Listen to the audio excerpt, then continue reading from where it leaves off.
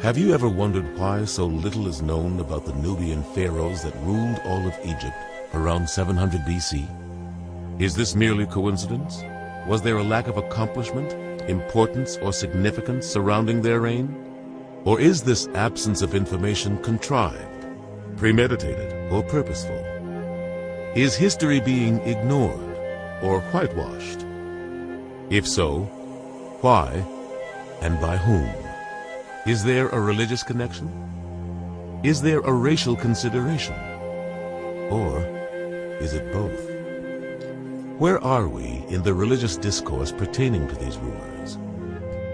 Is it not significant that of the 4 pharaohs specifically mentioned by name in the Bible, Taharka, a pharaoh of this dynasty, is one of them? Furthermore, is it not also equally significant that Taharka is mentioned twice by name in the Old Testament and was interacting directly with the Hebrews, 2 Kings 19:9 and Isaiah 37:9? Is the inference of significance pertaining to this dynasty wishful thinking, or the desires of uninformed pundits? Absolutely not. Now let us roll back time and turn our attention to circa 700 BC. A historical and holy time, a time when the Bible was being written, as evidenced by the prophecies and teachings of Jonah, Amos, Hosea, Micah, and Isaiah. It was a time when the great Nubian pharaohs of the Egyptian 25th Dynasty protected their brethren, the Hebrew people, throughout their 100-plus year reign. A time of brother helping brother. For as the sons of Ham protected the sons of Shem, we find a historical paradigm of connection between the descendants of 2 brothers inextricably linked by God through his covenant with each son of Noah. The actions on the part of the Nubians were ordained by God.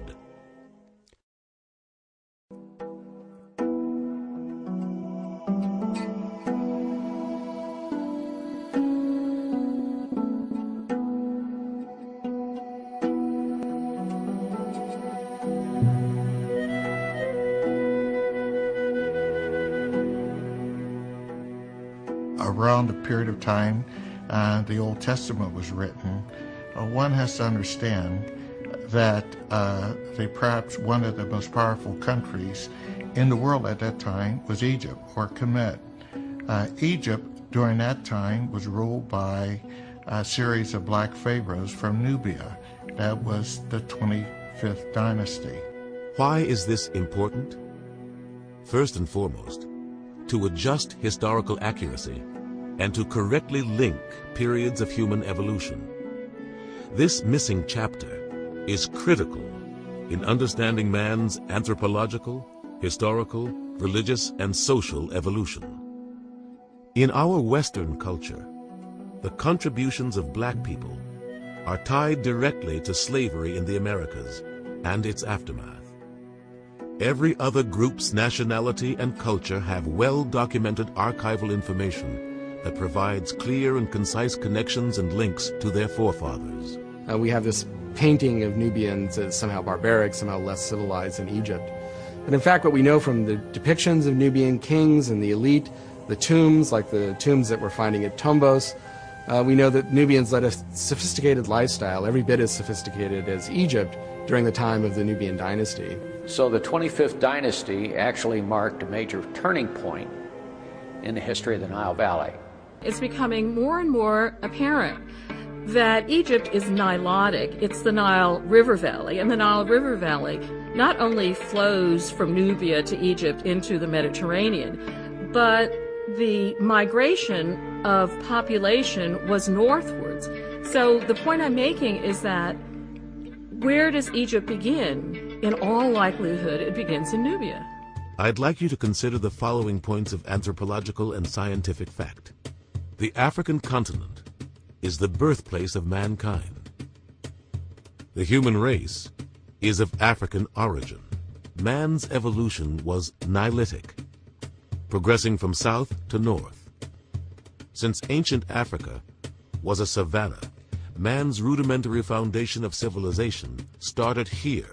Recent DNA research by the National Geographic have proved conclusively that man evolved from the Great Rift Valley and parts of Tanzania. It is without question that many of the early Egyptian rulers were black.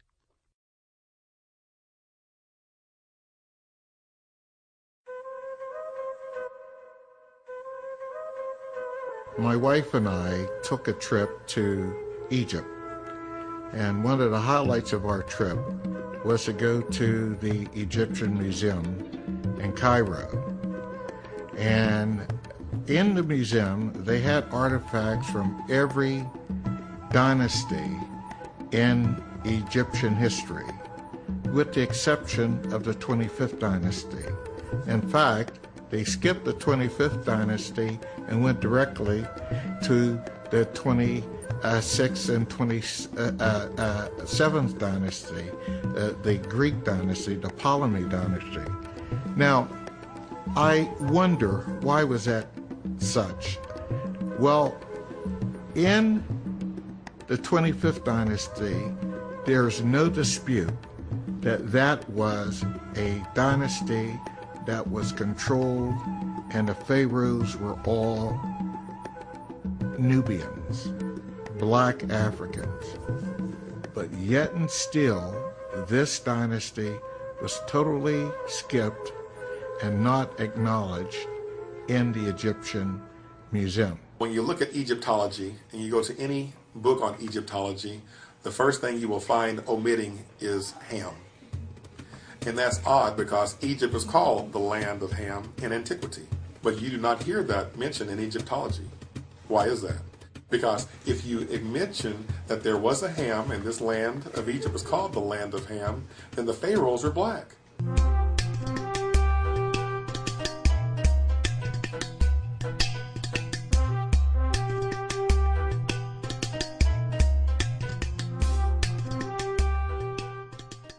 There had been no acknowledgement over the several centuries that persons of color played a very important role, not only in their extensive interaction with the persons in the Hebrew Bible, and were themselves recipients and beneficiaries of God's promise to both Isaac and Ishmael, but also that these persons played a very important role in helping to save Jerusalem from the Assyrians during the time of the 25th Dynasty, and these persons during New Testament times played a very important role in the very genesis and development of Christianity. Because it is so difficult to find sufficient information for ancient history, I think historians pay a fair amount of attention to what's in the Bible.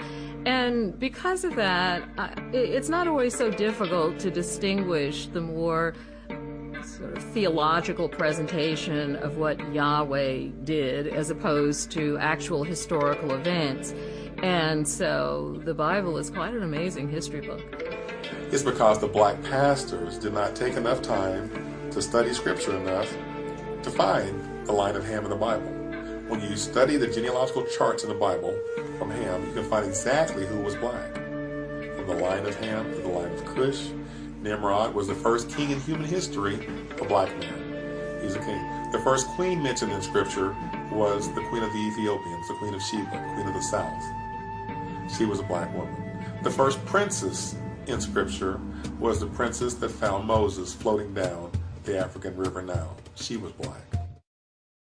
So the Nubians play a very, very important role in biblical history during this time.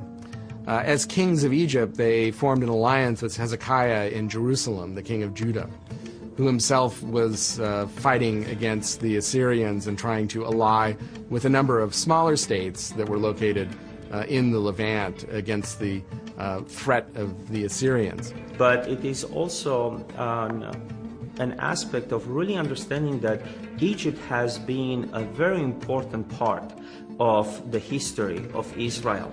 Every so often through the Old Testament as well as the New Testament, we have Joseph who ends up in captivity in Egypt and then becomes the second most important person after the Pharaoh in the Old Testament. And then we have also Joseph taking Mary and the newborn child Jesus, also running at the request of the angel of the Lord from Herod's anger into Egypt.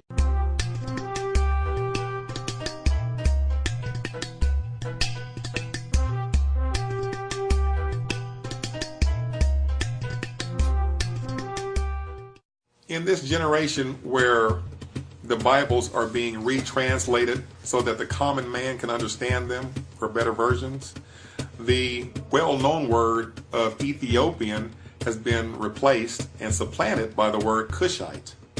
Now, if I asked you to explain to me what an Ethiopian looks like, you would say a black person. Now, if I asked the average person what does a Kushite look like, they have no idea.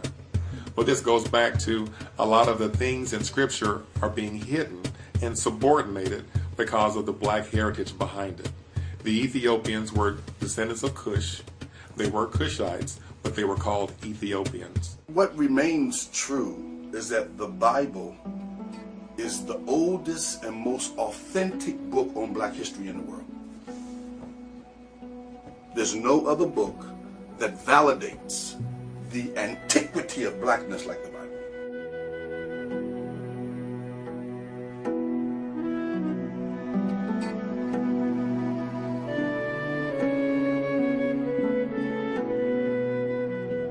A lot of great men in the Scripture were indeed married to black women. David, Abraham, Moses, and Solomon. All four had one thing in common. They all four had Nubian wives. There is no way that the religion of Abraham, David, Moses, and Solomon would allow them to marry a non-Hebrew. The importance of Nubian wives is a very strong indication of their religious proclivities. It is well known that Abraham was mated with Hagar, and from this union came Ishmael. But also Abraham was married to Keturah, a woman of African descent. And it was her line that produced Jethro, whose daughter Zipporah was married to Moses. David, it is well known, was mated with Bathsheba, and Solomon was their son. These are just few of many examples that one can cite from black biblical history that showed the very close and intimate interaction between the Hebrew people and persons from Africa. When I looked at Acts, the 13th chapter, I was surprised that the Bible says that when they were ordaining the Apostle Paul, that there were African bishops who laid hands on him and sent him into the world to open up the gospel into what we know as Europe. One consequence for the rise of Western civilization, particularly the Atlantic empire, the Atlantic world empire of the major European powers, was the rise of the enslavement of not only Indians but also persons from Africa. And as whites entered the role of scholars and major interpreters of the Christian tradition, there was obviously a vested interest in a sense to whitewash the role of blacks in biblical history, and also to sanitize Christianity so as to make it appear as a totally white religion, forgetting that many of the persons who were referred to explicitly and overtly in the Christian scriptures were persons of color.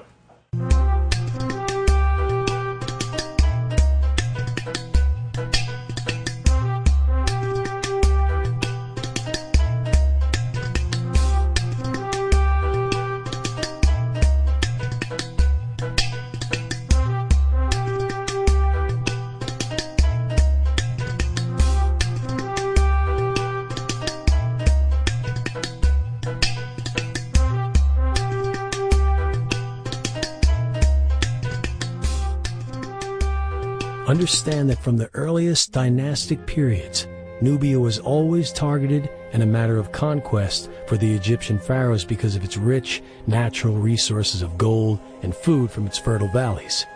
And as such, Nubia, or Nubians, often controlled Egypt. At times, it was very much a part of Egypt. I see two major contributions of the Nubian dynasty of Egypt.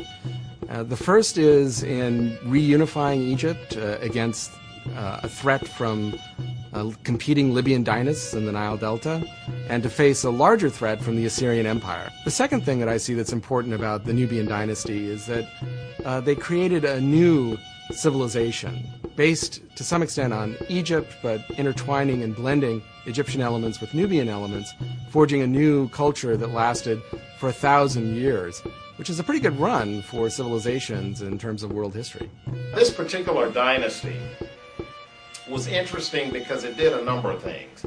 One, it sort of rekindled, embraced the Egyptian lifestyle, the Egyptian religions, the Egyptians' attention to detail and monument building to the gods, and they sort of created a renaissance, if you will, of Egyptian culture. Even though they were adopting the culture and sort of doing a merging with their culture, it is known that they were actually more dominant in terms of embracing the Egyptian culture than most Egyptians. Not only did Nubia, through a sort of cultural and technological transfer, absorb Egyptian civilization pretty thoroughly, it also made a huge contribution to Egyptian civilization by first politically getting some control over it, and then, say, energizing a major cultural revival that led into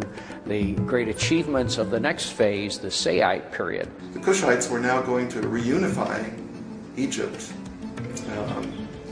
like the pharaohs of old reunified Egypt, and could restore the ancient kingship that was handed down by the gods, and that they were going to be the ones personifying this kingship.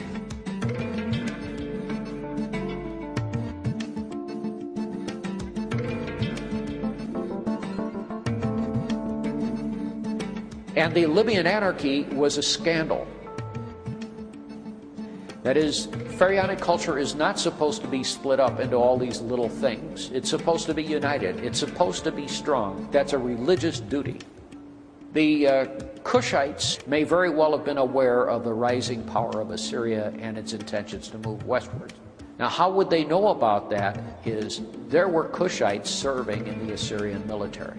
Kushite horse trainers and charioteers. So once they retired, they could easily come home and bring the word to the Kushites that, you know, big trouble's on the horizon. The Nubian dynasty that conquered Egypt in the late 8th century BC can be traced through a series of royal tombs at a place called El Kuru, which is near the fourth cataract of the Nile. And you see these tombs evolving. We don't know the names of the people who are buried there. Nothing has survived, but we can see that this tomb sequence, which probably began about maybe 900 BC, the earliest tombs are tumulus graves. They're round mound graves with pits underneath them where the body was buried. Tomb by tomb, they slowly evolve, or actually I should say they sort of rapidly evolve with Egyptian characteristics. There's a sequence of 14 tombs, and they seem to be husband and wife pairs. The earliest one of these rulers or chiefs that we know by name was a man named Alara.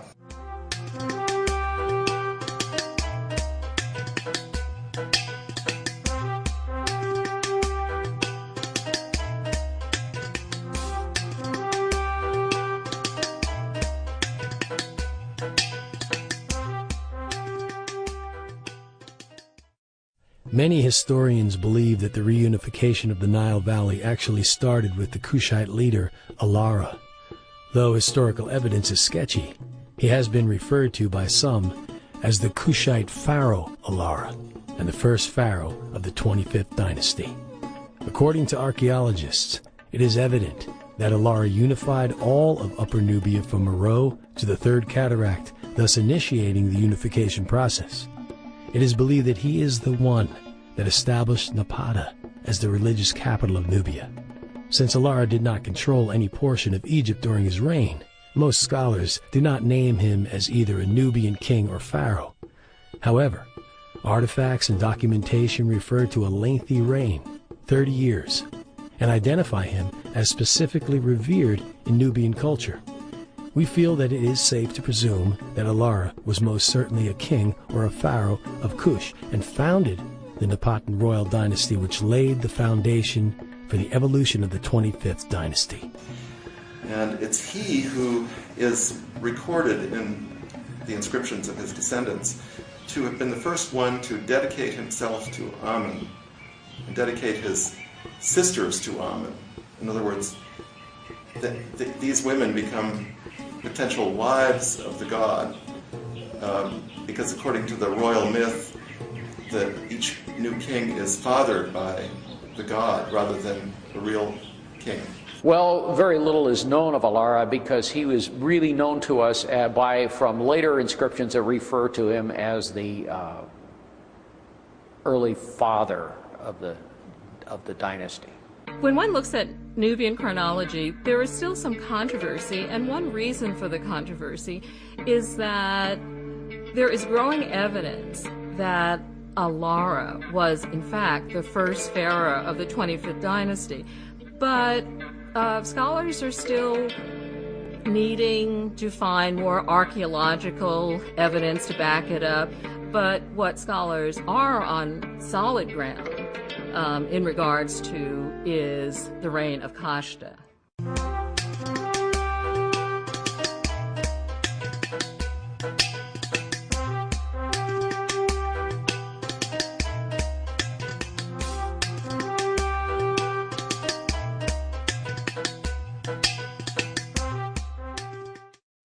Third Intermediate Period Ancient Egypt, a time of anarchy, a time of disarray, a time of acute turmoil. Some historians believe that the actual reunification of Egypt began with the Kushite king Alara, brother of Kashta, and that upon his death, Kashta assumed control. He extended the Kushite Empire to Aswan, the southern border of Egypt. Archaeologists found a small broken monument near Aswan, there containing his portrait. An inscription on the stone quotes him boldly calling himself King of Upper and Lower Egypt, which was the title of an Egyptian pharaoh. Although historians do not credit Kashta with the title pharaoh, he met the ruling criteria to be so named. Kashta, his name, there's been some argument recently about it meaning, but it probably does mean the Kushite, but not as an Egyptian word, even though it's written in Egyptian. He's the first of the line to appear in Upper Egypt in his own inscription. Kashta seems to have led the expansion of Nubia into Egypt. And he did it in a way that seems to have been more diplomatic than military. Although you can be sure it was backed up by military force, he seems to have forged a close alliance with Thebes and the administration of Thebes at that time, which had forged a kind of independent political status from the competing dynasties that ruled in the Nile Delta.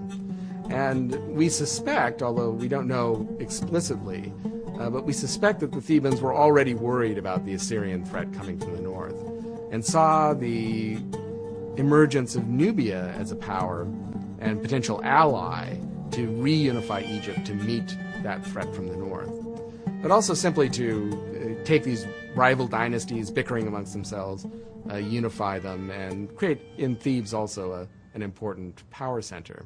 Though the exact timeline is a bit sketchy, historians concur that his major adversary was Osorkon IV, a leader, king, and sometimes mentioned member of Dynasty 22, believed to be of Libyan descent. I think the Libyans saw this as, being opportunistic adversaries, saw this as a chance, or maybe we can take advantage of some semblance of a transition or succession here. And this was dealt with by Kushite and his army precisely and decisively. So any insurgent activity that was being promoted by the Libyans was apparently quickly quelled. So Nubian soldiers have had a reputation for millennia for being very sophisticated archers, and in fact being very courageous soldiers, even outside of this Nubian-Egyptian corridor, within other areas in Turkey as well, the Persian Gulf as well. Kushite was also a very savvy politician, and so his daughter, the Kushite princess Amenirtis I, was appointed as God's wife of Amun and the divine adoratress of Amun.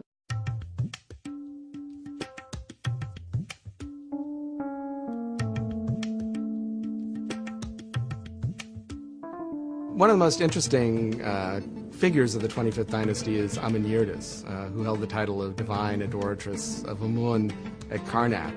This is another interesting feature of the dynasty, is that they raised this particular office, which had been gaining in power earlier as well under the Libyan pharaohs too, but they really raised it to an important level, political level and economic level in society. And it's an important and critical role for a woman to hold. And this is something that is a common feature, especially in later Nubian culture, but also from what we know about the 25th Dynasty, is that women held a much more prominent role in politics and influence than they did in Egypt, and are represented much more as equals. And it's interesting to note that Amenirtis' tomb and the tomb of the other adoratresses is rivals in size the tombs of contemporary pharaohs at that time, and attests to the political power of that office. The divine adoratress of Amun is the daughter of the pharaoh, or the successor pharaoh.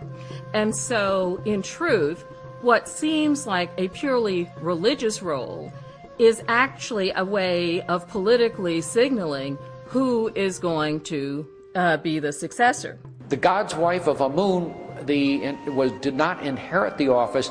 She adopted her successor. They did not have children.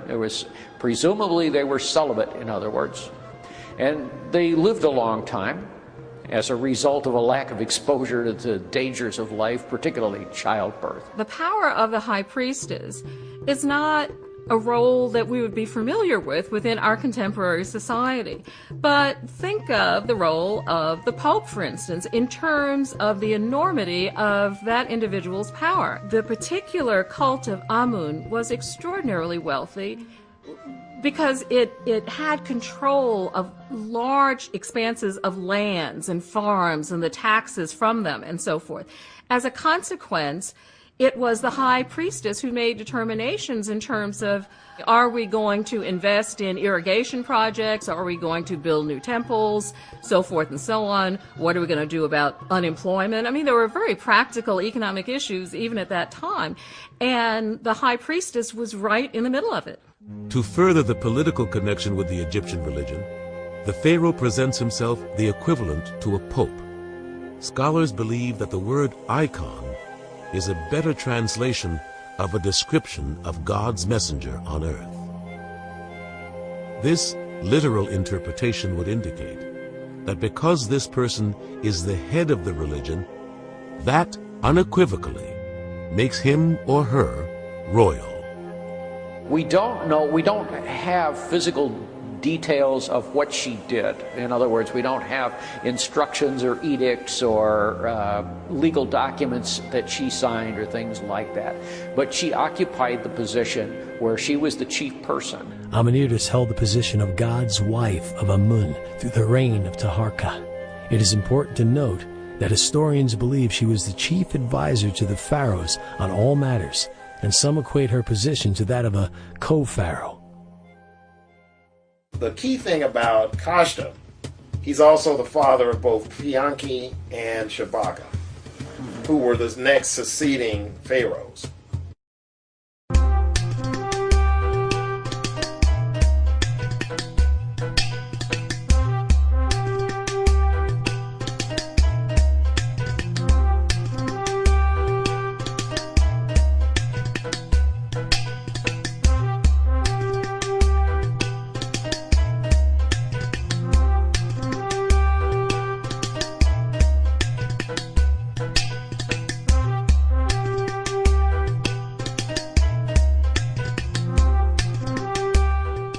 Pia, he inherited his position in Upper Egypt from his father.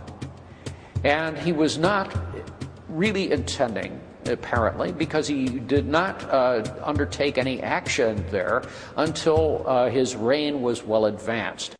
Historians believe it was either from 752 to 721 BC or 747 to 716 BC that Payankeh officially founded the 25th Dynasty. Payankeh consolidated Upper, Middle, and Lower Egypt by way of victory at Heracleopolis after a 5-month siege. His victory included the vital cities of Hermopolis and Memphis. While he ruled and resided in Napata, the capital of Nubia, Payankeh allowed the local kings in Lower Egypt to rule at will. Payankeh is best known as being a brilliant military strategist. His father, Kashta, was able to make many political and diplomatic arrangements, but it was the son who was able to conquer the entire society, civilization of Egypt. First, he conquered Upper Egypt, which is the portion of Egypt closest to Nubia. And his armies kept moving further and further north until he had finally encompassed Lower Egypt as well. It was a pharaoh, a black pharaoh in the 25th Dynasty, that finally united the northern and southern areas of Egypt and brought a spirit of unity and tore down racial walls.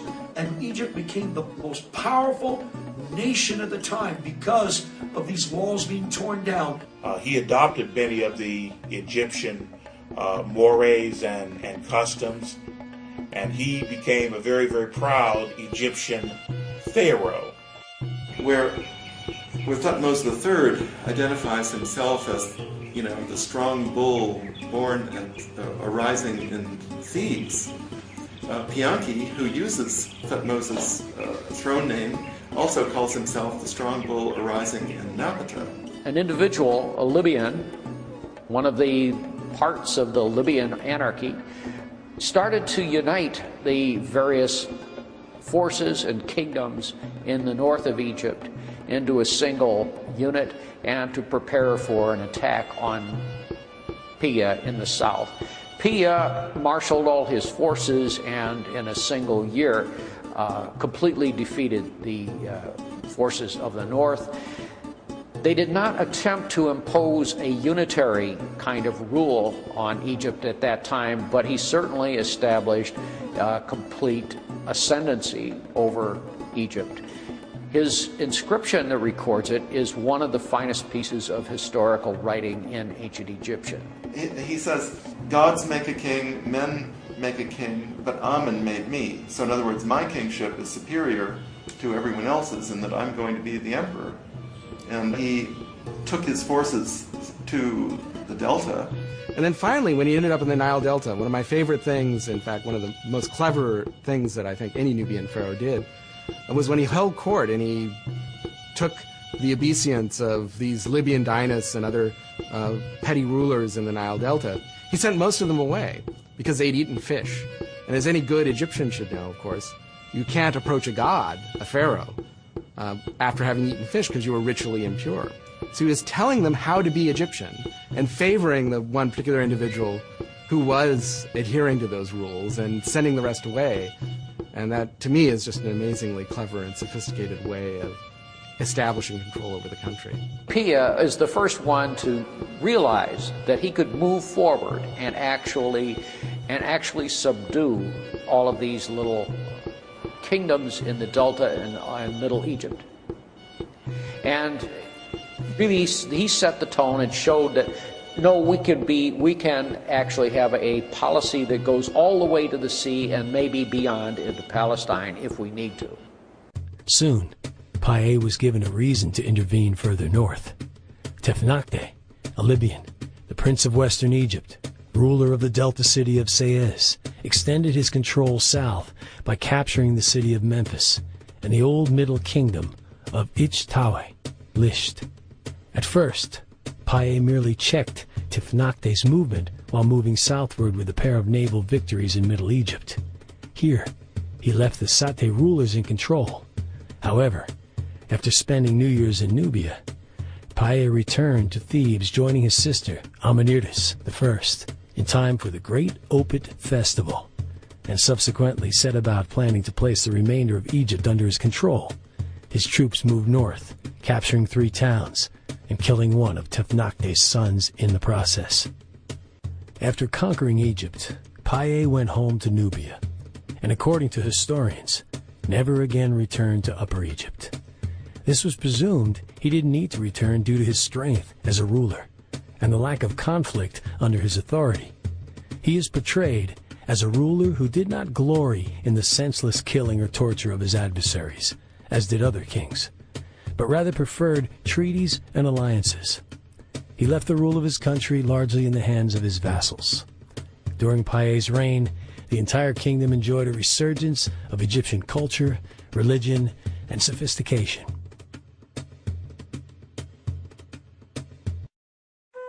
Apparently, when Paye returned south to rule from Nubia, Tefnakhte reasserted his power. His successor was his son, King Bekken-Renef, also called Pacorus, who reigned from the royal palace in Sais. The Pharaoh Shabago dynasty ended Bekken-Renef's reign and attempts to assert Libyan power over Egypt in 715.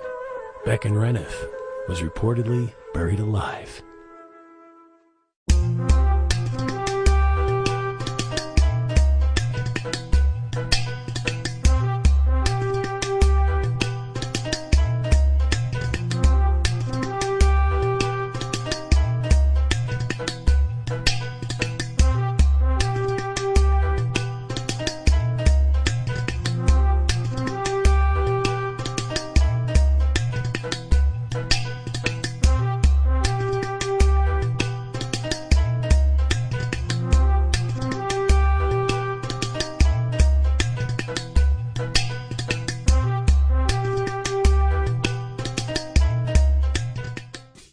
Around 716 BC, Shabaka succeeded his brother, Paye, as king. The Kushites created a new tradition of regal succession, not from king to king's son, but from king to brother to king's son. Shabaka recognized the mistakes his brother made in ruling from the south and set forth on a course to reconquer all of Egypt and to rule from the north. Shabaka was crowned pharaoh of both Egypt and Kush upon the death of his brother Paenki. It is presumed that he was crowned in Napata and that the Egyptian princess of northern Egypt revolted. Let's assume to take advantage of the transition of power. Shabaka reinvaded Egypt, denoted Memphis as the capital, ruled from there, and established diplomatic relations with the Assyrians in Nineveh. Some historians reference that Shabaka ruled from Thebes, and others believe there existed dual capitals.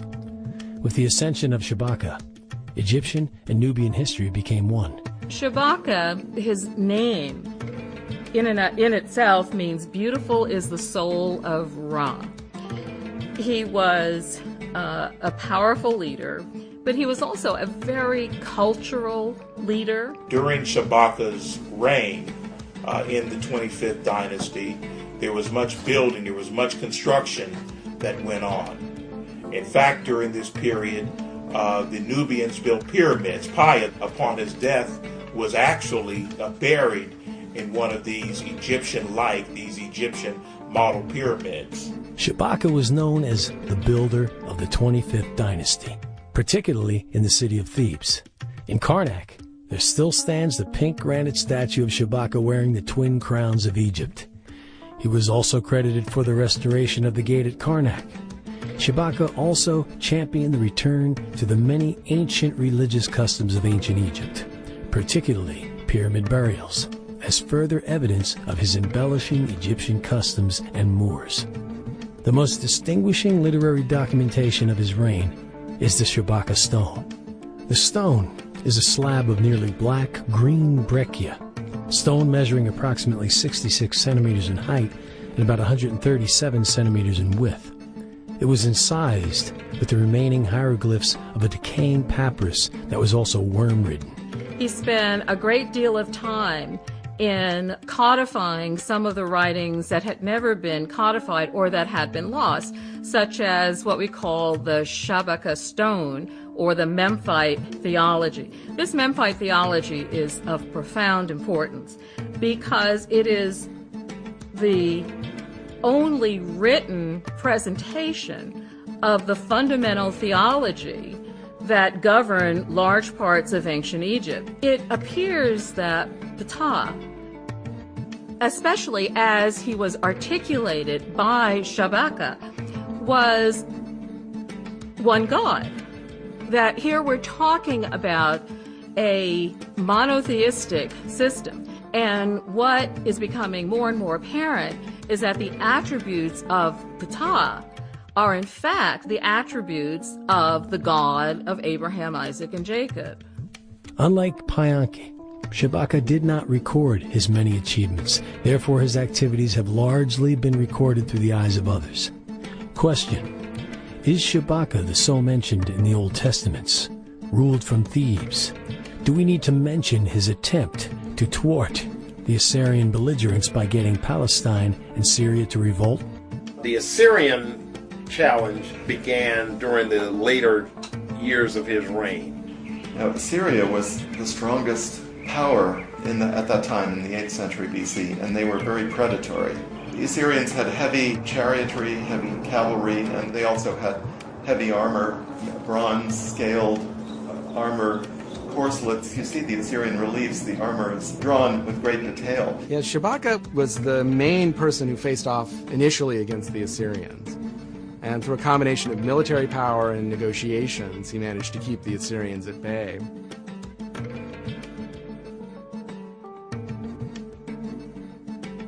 Mainly because he ruled from the Egyptian capital rather than the Nubian capital.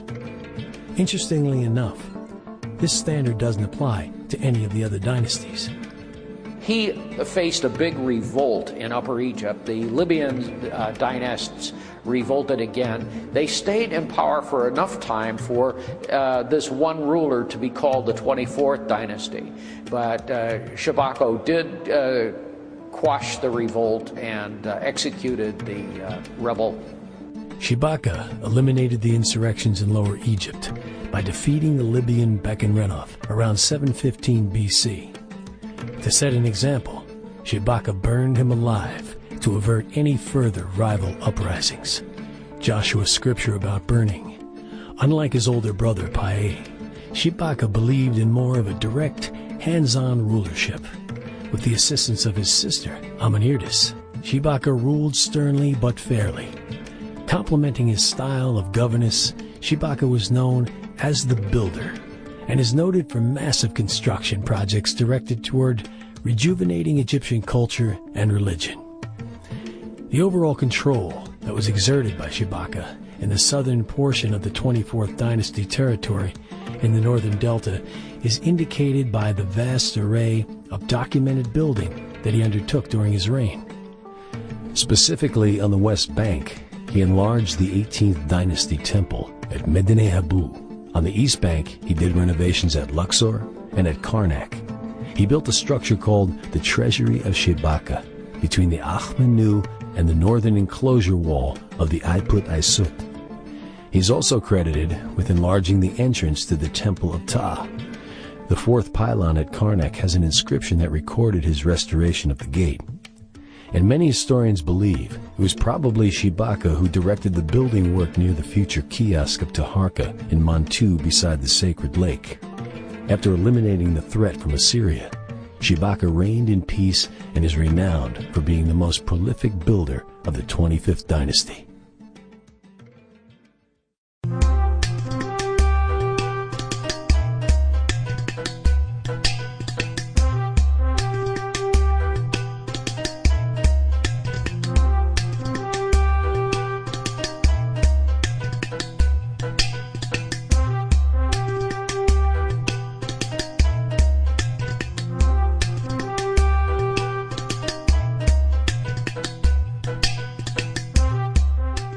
It was Shabitku, apparently, who actually had to fight the Assyrians in their first round of battles. And that was long about 701 BC. there had clearly been an alliance between Hezekiah, Jerusalem, and Shebitko. The king of Jerusalem had cast his lot in with the Egyptians, had put his safety in their hands.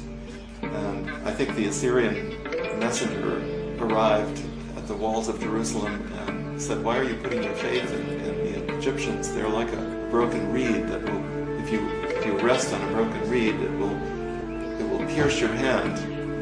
Just at the moment when the Assyrians were besieging and taking Lachish, another town in the kingdom of Judea, the Egyptian army arrived and caught the Assyrians.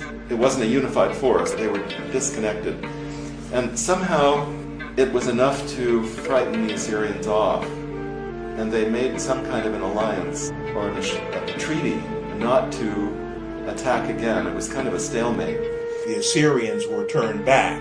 And even as the Assyrians tried to press into Egypt, they were turned back as well, and put some limits, put some circumscriptions on how far the Assyrian Empire could extend with regard to territory that was claimed both by the Hebrew people and by the Egyptians. As is stated in many ancient texts, the Hebrews revered their cultural, economic, and political relationship with the Nubians and viewed them as follows. Ethiopia and Egypt were their strength, and it was infinite. During a period of almost 100 years, the pharaohs of Egypt confronted and defeated primarily the forces of Libya and Assyria as means of providing political stability, peace, economic growth, and cultural rejuvenation throughout the region.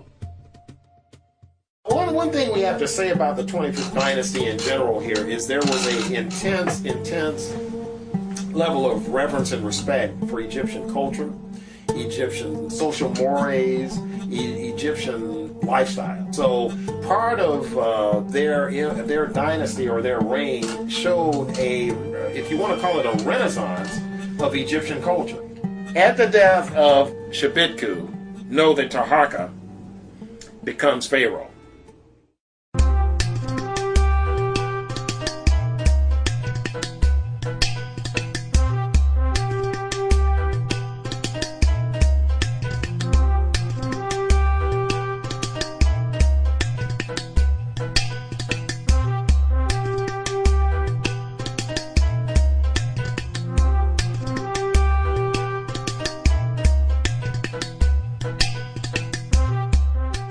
It was during his reign that Egypt's nemesis, Assyria, at last invaded Egypt.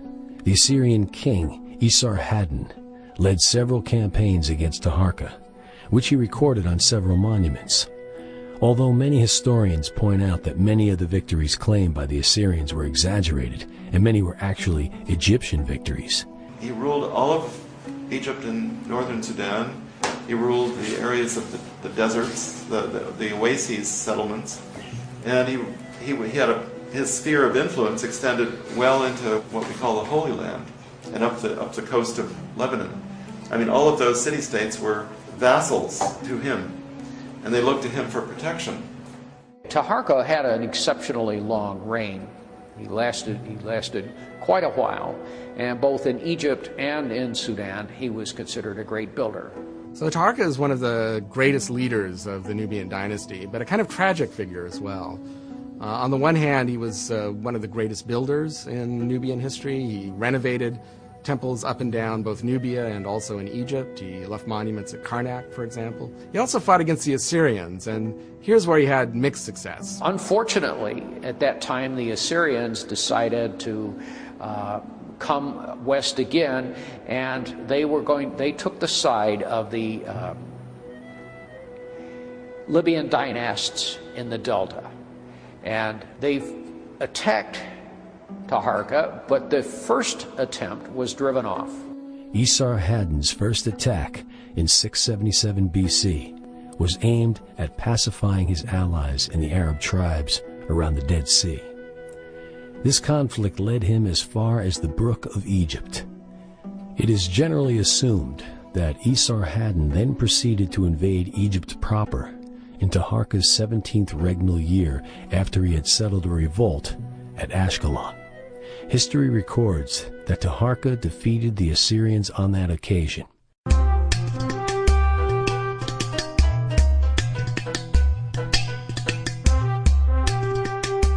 The Pharaoh Taharka had a reputation in many domains because he was also a great military leader. He was apparently a great politician, and he was quite a diplomat. And we see that in terms of Taharka having been called by the Hebrews to help them in their fight against the Syrian invasion of Jerusalem. Well, the pharaohs of the 25th Dynasty, my understanding is that they were really an important force because the pharaoh was also the king of Ethiopia at that time. And, you know, that was a lot of military power. And so Israel, the northern kingdom, was already afflicted. Samaria was already conquered by the Syrians. A lot of other cities, which you hear in the chapter, into the text, have been already destroyed and annihilated. And here where the challenge for Hezekiah comes, because the Syrians are saying, don't run to the Pharaoh, it's not going to help you. And if he is going to try to help you, will come back as something that you're going to regret anyway.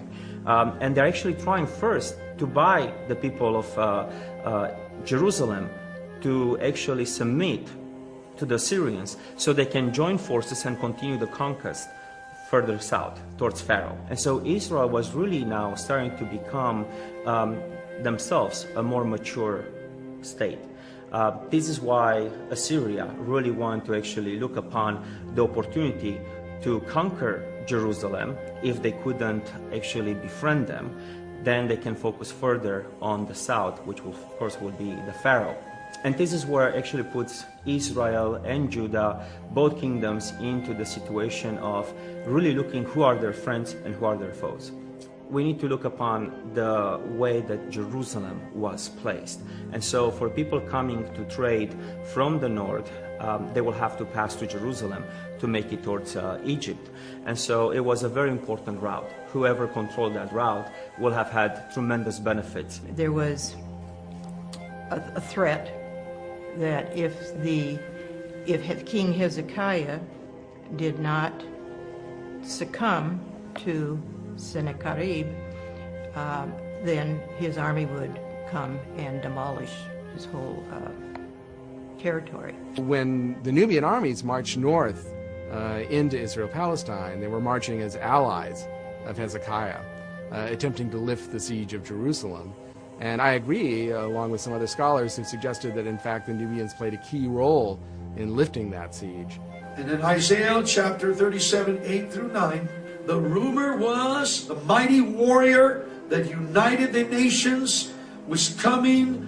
His name was Taharka of Ethiopia, the southern pharaoh, was coming to attack Assyria. They met the Assyrians at El-Teka. And the Assyrians, of course, always claim a great victory. Whatever else happened, it would appear that the Cushites did not cease campaigning, the Assyrians did not cease campaigning, but then Assyria left without taking Jerusalem. And apparently the Cushite intervention for the time being succeeded in deflecting the Assyrians. The Bible says that an angel of God smited the 180,000 Assyrians. And the next day, when Hezekiah arose from his slumber and looked over the walls and saw the 180,000, he was astounded. So immediately the Syrian general pulls up all his troops and returns back. That's right. I think it's no coincidence that Sennacherib, after the campaign, the Nubian campaign in the Battle of El-Tek, when he pulls out of the southern Levant, he pulls out for 20 years. And I think that's because he realized that he was overextended, that the combined Nubian and Egyptian armies represented a real threat to Assyrian expansion, and that he had to regroup, consolidate before he could attempt to conquer that part of the world and move on to conquer Northeast Africa. And I think that we would say that your question about the angel, the protection of the angel, that would not be realistically or really an angel. That is a metaphor for God's intervention, however, and we believe that this was in the form, as in Chronicles with the pestilence, this is a form of a plague. I contend that without the participation of the Nubians, we probably would not have had the survival of Judaism as we know today, and thus perhaps not even the advent of Christianity. I think an area that really has not been sufficiently looked into by scholars is just the connection between Taharka, the Kushites, and the Hebrews, what in fact was the interaction that would allow for the Hebrews to call on Taharka, and for which it would be of sufficient historical importance that it would even be mentioned in the Bible. It is believed that 3 years later, in 671 BC, the Assyrian king captured and sacked Memphis, where he captured numerous members of Taharka's royal family. Taharka fled to the south to Thebes, and Esarhaddon immediately reorganized the political structure in the north and established Necho I, the eventual ruler of the 26th Dynasty, as king at Sais. Taharka, intrigued by the affairs of Lower Egypt, supposedly and he eventually reclaimed what he lost and reestablished himself as pharaoh in Memphis, fanned numerous revolts. Esarhaddon died before he could return to Egypt, so it was left to his heir and son Assurbanipal to once again invade and control Egypt. 3 years later, they came back, and then Taharka was defeated, and some of his family were taken off to Assyria. And Taharka really had to go back to Cush. During one of those defeats, Amenadiris dies. That's the pillar of stability. She's been the co-pharaoh, remember, since her brother, Pi, or Pianki. There was probably some void or vacuum of stability and leadership at her death. Assurbanipal defeated Taharka, who afterwards fled first to Thebes, then up the Nile into his native homeland, Nubia. Taharka died there in 664 BC and was succeeded by his appointed successor, Tantamani, a son of Shibaka.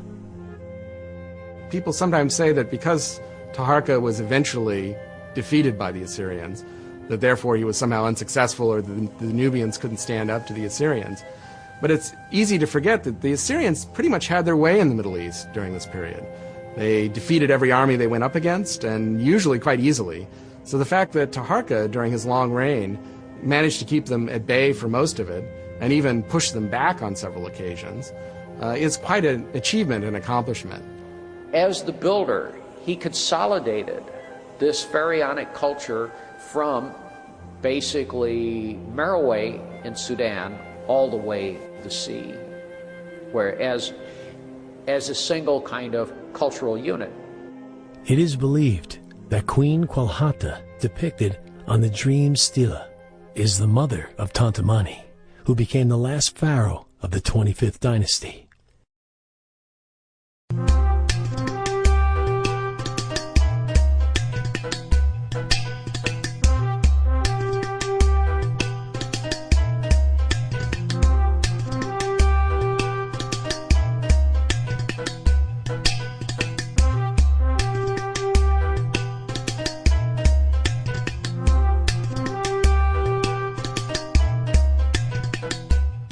Tanutamani, a successor of Taharka, came to the throne and also moved into Egypt to get control over the Nile Delta. Tantamani was the nephew of Taharka. His succession to throne is documented in a dream stela that was found with Paye's victory stela at Gebel Barkal in 1862, currently is housed in the Nubian Museum in Aswan. He is buried in the necropolis at Nuri in Tomb 16. Tanwetamani was the last ruler of the 25th Dynasty. In the narrative of his stela, the king is referred to as Lord of Valor like Montu, great of strength like a fierce-eyed lion. It goes on to explain that in the first year of his reign, Tanwetamani had a dream of two serpents, one on his right hand and one on his left. After waking, the king's advisors interpreted the dream, saying that the southland is already thin, seize the northland.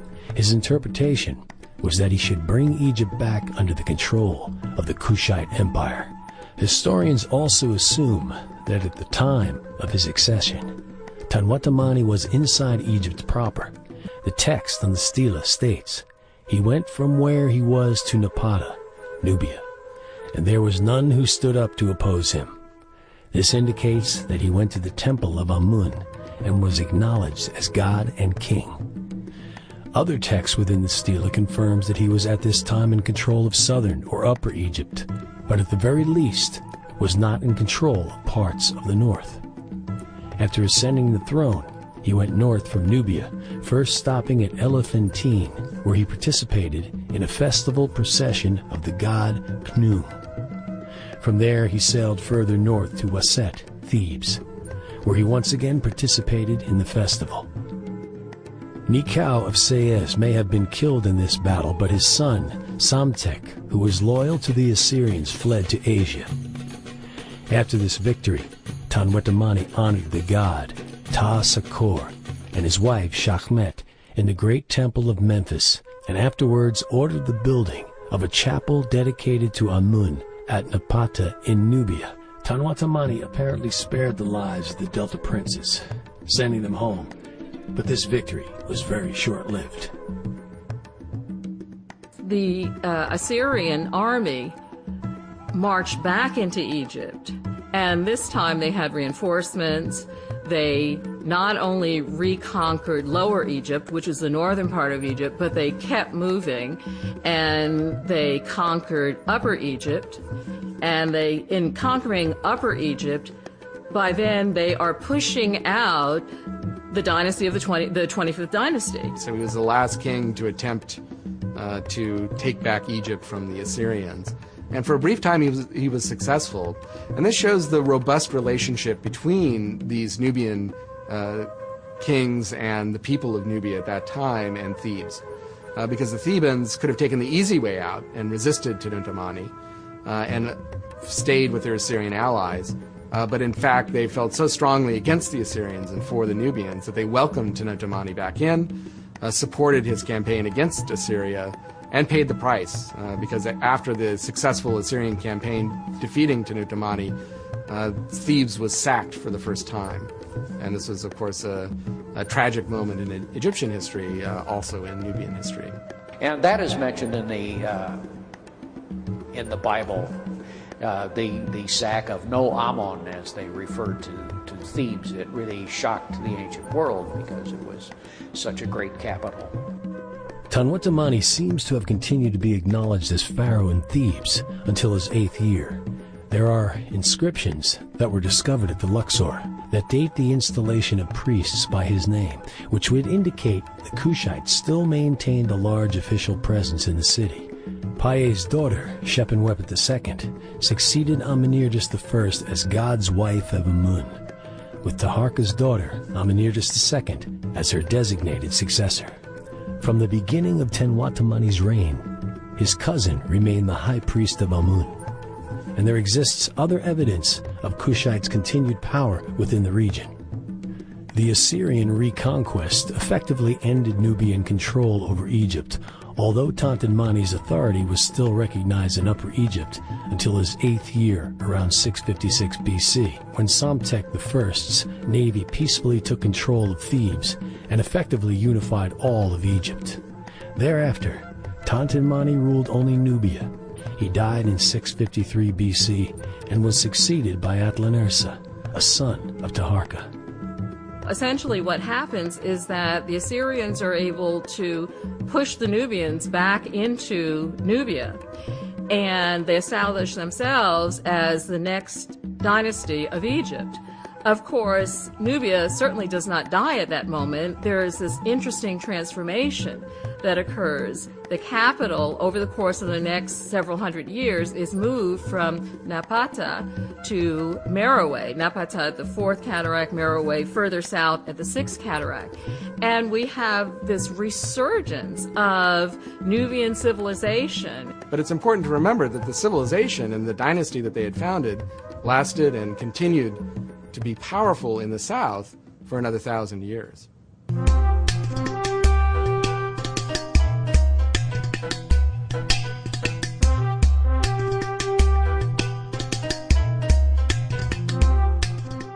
The end of this very important dynasty, this very important era in Egyptian history, is uncertain and largely unknown. But we do know that it was a golden age for Egypt because much building was done under the kings, particularly the third king. There was much renovation to Memphis and to Napata and to Thebes and other cities in Egypt. And there was a great golden age of architectural achievement as well as cultural achievement during this important 25th dynasty of Egypt. It is a turning point for both Egypt and Kush. Kush, before the 25th dynasty, it clearly had gotten itself organized, as Kadimala's inscription shows. But it had not congealed into a Northeast African power or a monumental state. The 25th dynasty caused it to actually consolidate itself as a fully organized state of imperial size. And it lasted until about 370 or so AD. So this continued as a imperial size state for 1,000 years, which is a very, very long time. This is a period that has been grossly overlooked, has not been a part of history, because as we all know, history is usually defined and written by conquering groups. In school, Africa either was never in the textbooks or otherwise it was at the very end and we never got to it. And when I started college, I was really excited about the possibility of really getting into African history, but the problem was I was delighted to be at Harvard, but there was no study of Africa. There was no study of African American history. I think that this particular story begins to tell that whole concept of who we came from, why we were important, and what contributions were made to civilization. Well, one of the things about the Nubian dynasty is that it's tended to be overshadowed by Egypt. And that's the case for Nubian history in general. Nubia was first excavated and kind of investigated by Egyptologists. And sadly, because of both colonial attitudes and racist attitudes of the time, they tended to look at Nubia as in the periphery, in the shadow of Egypt, and that attributed any good things that happened in Nubia, any sophisticated things that happened in Nubia, to Egyptians. And that suited their ideas about sort of superior groups of people. At one point, they even tried to say that the Egyptians were from northern parts and not even African at all. For centuries, literally, European scholars, using no evidence whatsoever, were insisting that the Egyptians had migrated from the Mediterranean. If you look today at the Cairo Museum, the face of the Cairo Museum, you'll see these great marble plaques that are on the walls, and every single dynasty is mentioned, except the 25th dynasty.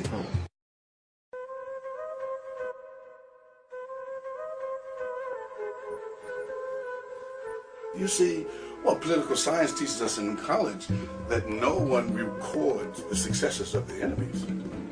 So they have to structure the absence of the truth to teach the lie.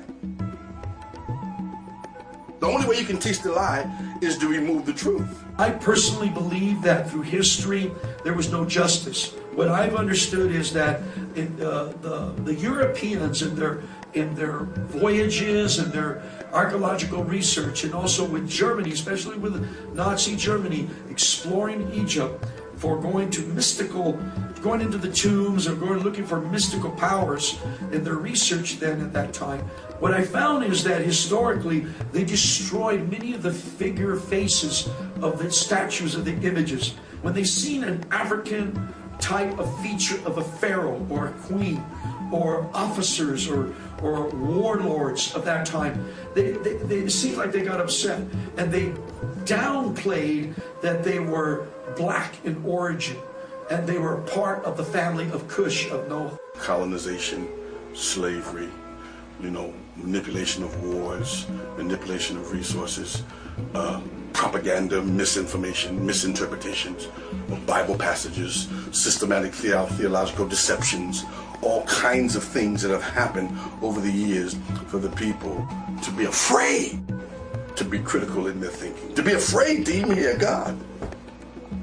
Because for so long, this is what they've told me this has meant, that I feel like I'm a straight sinner if I even question what my pastor said or what my rabbi said. I believe that this is the time, and this is the season, that the understanding of history, of more truthful, being that through the internet and through, you can Google things and go right on top of pyramids nowadays and go right to streets and research things, that we're realizing that someone tried to wipe history. And certainly the one civilization that received a stronger legacy from Egypt was not the Middle East, but Nubian civilization in Africa. And it just highlights the fact that Egypt is an African civilization. Its people are an African people that were related to Nubians, that interacted with Nubians, and civilization went side by side and developed with Nubia, with each contributing to the other. And you understand now that in Kush, while people imitated Egyptian things in Greece sometimes and in Rome sometimes, they even had a cult of Isis at Pompeii, for example, they never did it coherently. The only place where pharaonic culture was practiced coherently, idiomatically, if you want to call it that, as though it were Egypt itself was Kush. We hope that this is just the beginning of a trend of reevaluating what we know and what we're going to emphasize in our holy texts. I owe to my children, my grandchildren, and to the society that I come from, that this information be given a fresh look at.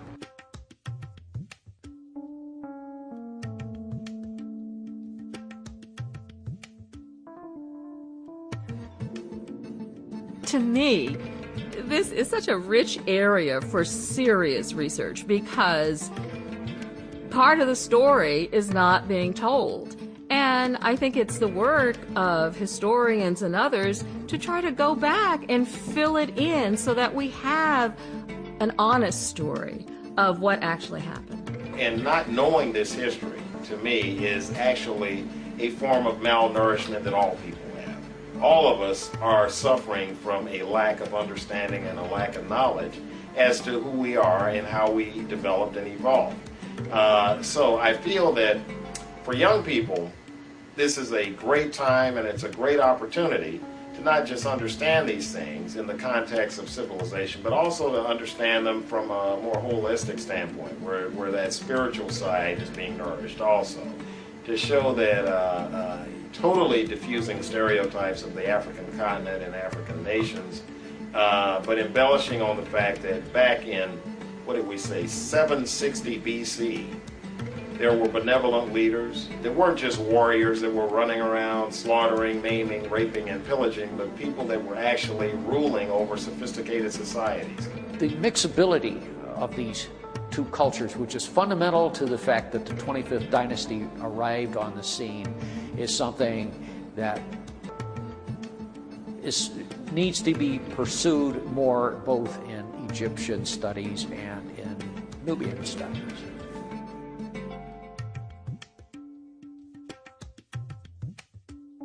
So I think that there are times when the Lord allows a certain level of perfection and a certain level of peak performance to write its signature on history. you know, that season can be rewind as a memorial in time, you know, that's what it was supposed to do at that season. That's there as a part of the archives.